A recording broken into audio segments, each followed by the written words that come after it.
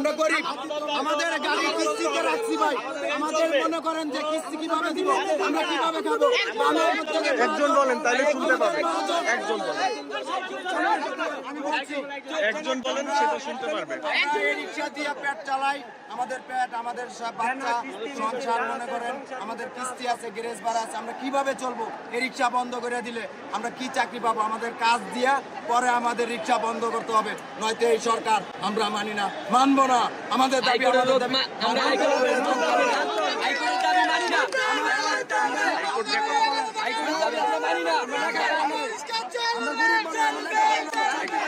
আমাদের সংসার চলে রিস্কে দিয়ে আমাদের সংসার হচ্ছে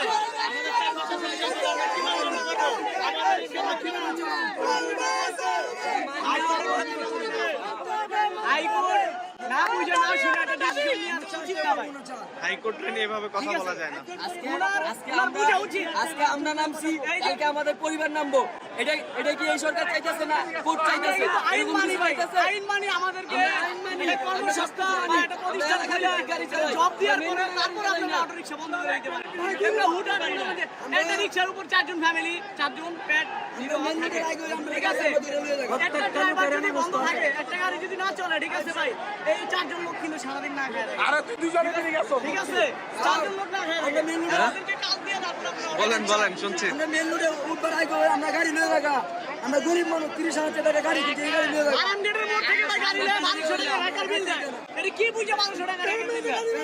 আঙ্গো সামনে ব্যাটারি খুললা পুলিশে, এই ব্যাটারি আবার সামনে বেচ চালায়।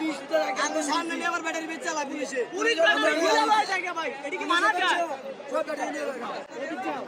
ব্যাটারি খুলে পুলিশ লয় জায়গা। কোন জায়গায় এটা হয়? কোন জায়গায়? গাড়ি খুললা নিয়ে পরে বেচ চালায় আবার আঙ্গো সামনে। আঙ্গো সামনে বেচ চালায়। আঙ্গো সামনে নিয়ে খুললা আবার আঙ্গো সামনে বেচ চালায়। এটা কোন কোন থানার পুলিশরা করেন? আরামগেট কারণ সব জায়গায়। আচ্ছা, আঙ্গো সামনে খুলে আবার আঙ্গো সামনে নিয়ে বেচ চালায়। পুলিশ প্লাজার কনস্ট্রাকশন তাহলে আমরা যে ব্যাটারি টাকা লাগে না, আমরা কিভাবে চালাবো গাড়ি? 20,000 টাকা একটা ব্যাটারি। আর আমার গাড়ি নিতে গেলে এত গরিব মানুষ 40,000 টাকা গাড়িটা কিনছি স্যার, গাড়িটা নিয়ে গেছে স্যার। আমি পুলিশের গাড়ি নিয়ে আবার নগদ আইনের কাছে বেচ চালাই। লোন করে কিস্তি দিয়ে গাড়ি কিনা হইছে ভাই।